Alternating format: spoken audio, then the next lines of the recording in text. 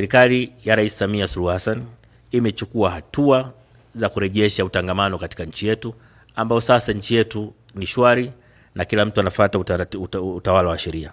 Lakini ni dhamira ya Rais Samia Suluhu Hassan kuhakikisha kwamba tunaanzisha mazungumzo ya maridhiano ili kuhakikisha hata hao wachache wanapata nafasi ya kusikilizwa ili kuwa na taifa lenye amani na umoja na kuendelea kuwa mfano wa utulivu katika Afrika na dunia.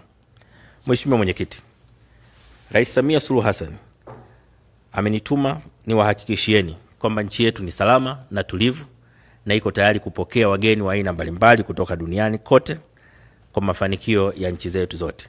Lakini pia nitumie nafasi hii kuwashukuru sana kwa niaba ya Rais Samia Suluhu Hassan viongozi wa SADC waliofanikiwa kufika kwenye siku ya uapisho wa Rais Samia Suluhu Hassan.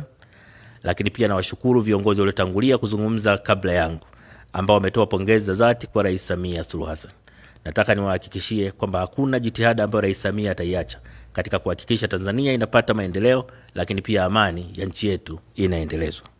Mheshimiwa Mwenyekiti, sasa nirejee kwenye ajenda ya kikao chetu cha leo.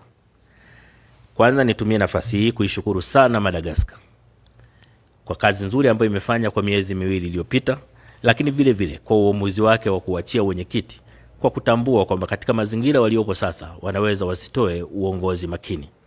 Kwa wameona watoe nafasi kwa watu wengine. Tunawashukuru sana kwa uamuzi huu wa busara.